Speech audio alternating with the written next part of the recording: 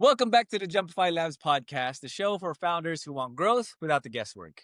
Here we mix data, AI, and real talk about the systems that drive predictable growth. And today we're joined by someone who brings an unusual blend of teaching, forensic psychology, military research, and high-level executive recruiting. David Hampton has spent his career studying what makes people tick and how grit shapes the way we build our businesses and our careers. David, welcome to the show.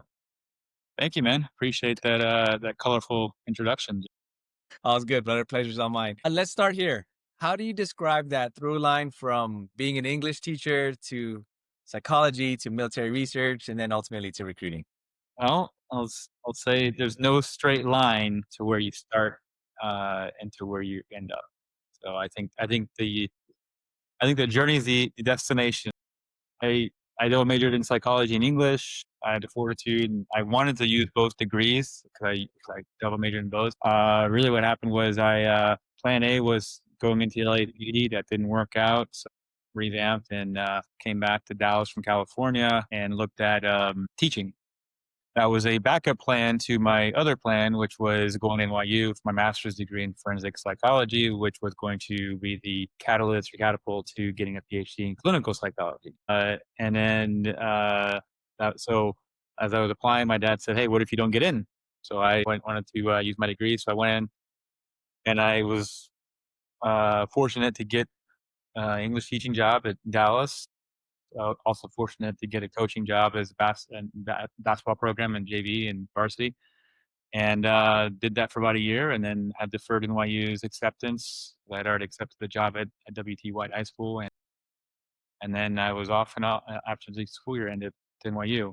From there, studied forensic psychology. Like I said, I wanted to go PhD route. Didn't really find myself being enamored with the academia route. Met my wife also, and just life happened. I just was teaching, substitute teaching to help supplement my schooling, and then fortunately was employed by a company called SAIC at West Point.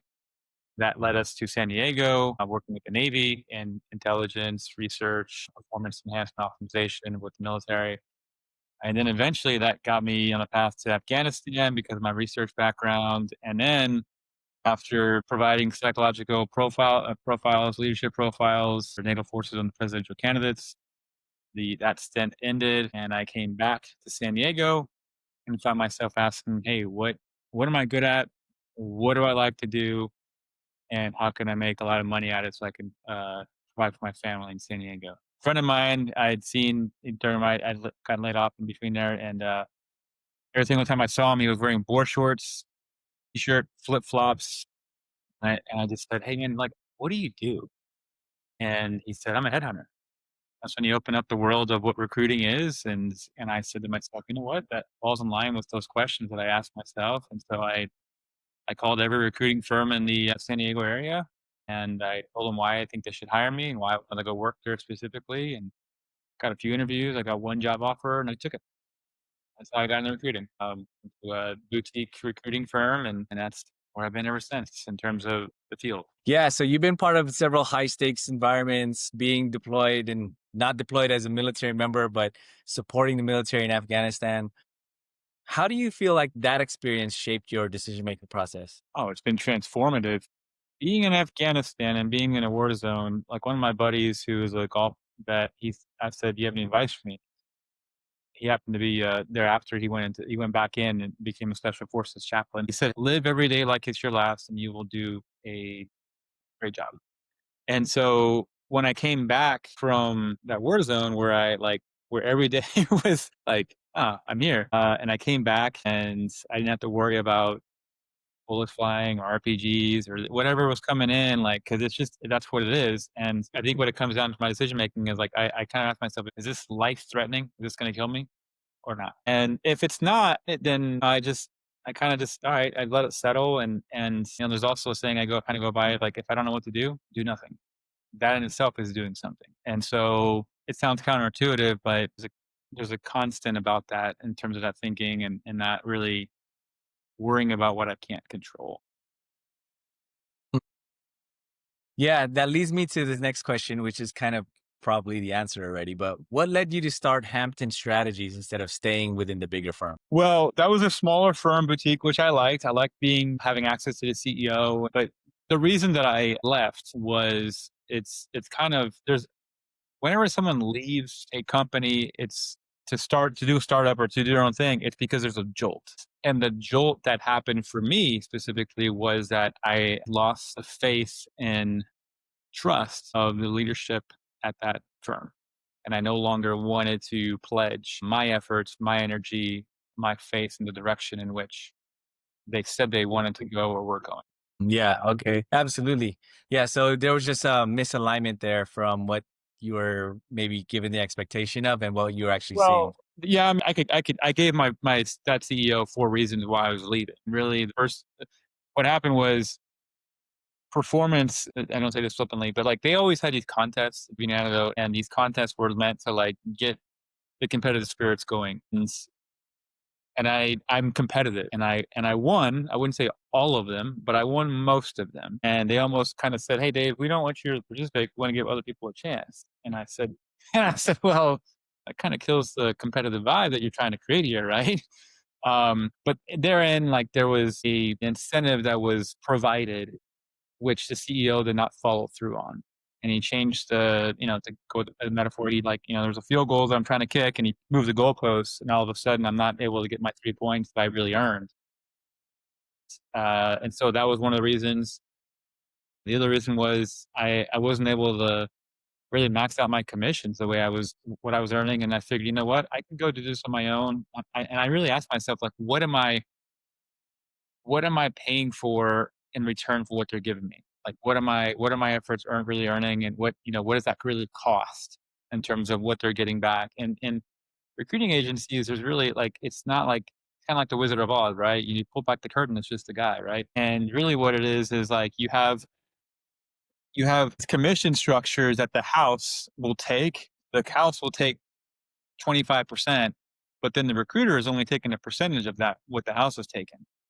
And then it's not like the house is doing much to help the deals be propelled or closed. They're just there giving me a computer, a phone, internet access, maybe some sources to to get contacts. But otherwise, it's a very low overhead business. And I just found myself overpaying for what I was getting back and for what I was providing to them. Yeah, that makes a lot of sense, and especially the part where the field goals are moving. It's almost like you're putting in all this hard work and effort to hit the goalpost, and then the rug gets pulled out from underneath you, which is very discouraging if you've been putting in any sort of effort to getting there. Like there was an incentive that he was supposed to pay a bonus and he didn't pay it. And I told the CEO very frankly, I said, look, man, I said, John, you set this aside. I set this this was going to be a mortgage payment, my house. This was what I budget this is like, that's my business on that desk. And the money that I was counting on that I'd earned, that was already allocated. And now you've basically swiped that from me. Yeah, It was tantamount to, I mean, I hate to use this word, but it's like he stole it from me, right? yeah. No, it definitely sounds like that. Well, it also goes back to your high stakes environment that you have a lot of experience in. All right, so what's unique about the way you're able to read candidates, given that you have such high stakes environment, but also given that you have a psychology background? What's unique about how you're reading them? Well, it's an interesting question. Motivation is broken down, and this kind of goes back to some research done back at like 1945 in State of Union speeches. But really, there's a um, I'll break it down the following way. So there's the thematic apperception test, which is a projective test in psychology, kind of similar to the Rorschach, right? And it's not objective; it's subjective because not all the responses are like there's not a right answer per se on a card. But what the TAT is, or the thematic apperception test is like it's index cards with pictures on. And what was discovered, or what the researchers saw, was that there were certain principles or themes of motivations that came about from the stories that were told by these pages. And those three motivations primarily come down to achievement, power, and affiliation. Now, you couple that with the themes of recruiting in terms of why people make a change in a job or in their career, it comes back to a combination of what I would say 5 factors, which are another acronym. that I use called CLAMS, and that's challenge, location, advancement, money, stability. Okay. Now, if you kind of look at that as kind of an array or a box of like how they kind of mix and match, right? Then you can kind of see, well, location you can probably like group it with affiliation, power achievement you could probably group it with advancement, money, challenge, right? These combinations kind of occur, and so what that experience in Afghanistan taught me, what it kind of gave me like a really good sense of was like motivations kind of broken down categorically within the speeches of my candidates as well as my clients in terms of how they talk, what's motivating them and that kind of thing. But it's not really conscious talk that I'm trying to analyze. I just hear these patterns by default from my background, and then I kind of confirm throughout the conversation, and I kind of figure out, okay, so this is where we, as a recruiter, a headhunter, someone who's trying to be an agent, right? Agent comes from the word Latin meaning do, agere, to do, a doer. So for me to kind of push or do for them is I have to understand like, hey, what's going to motivate them? And the phrase I use is pain points. What are the pain points? Where's the, where do I need to apply the tourniquet so that we can move forward, kind of thing. Yeah, I like the analogies. I like the analogies. I like the use of acronyms to help break things down into certain frameworks. All right. Well, what's the most impressive or meaningful placement you've made in your career thus far? Man, I don't even know how to. um, You probably have a lot. I don't know how to answer that because I don't know if it's. I think the most profound relationship that I had was with a $4 or $5 billion commercial construction company, and they had to hire in volume.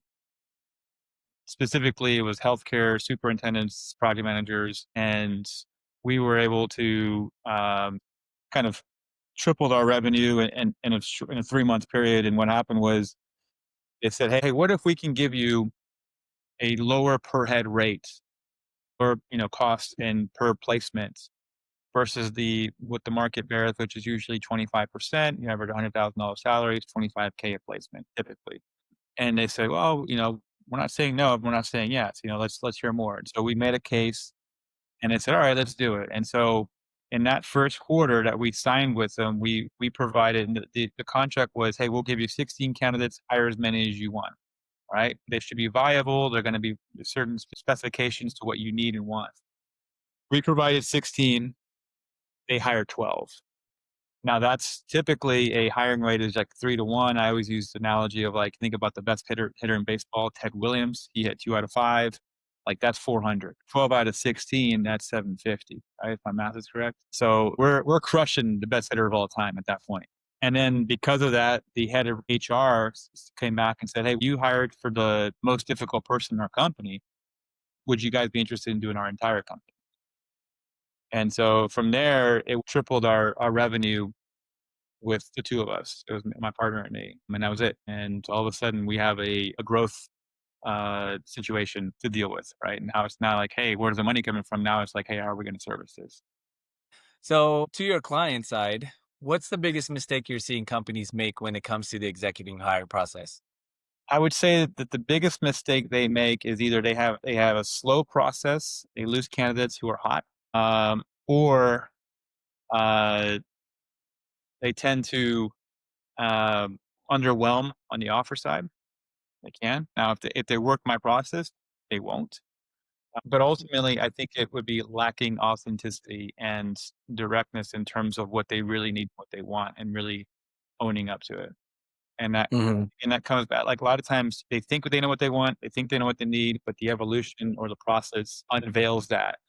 Sometimes it does it very quickly. Sometimes it does it very slowly. My role typically is I see things impartially, very clearly, um, and there's a lot of on the client side, there's like, hey, I want the perfect candidate or I want this kind of profile, but there's no such thing as a perfect candidate.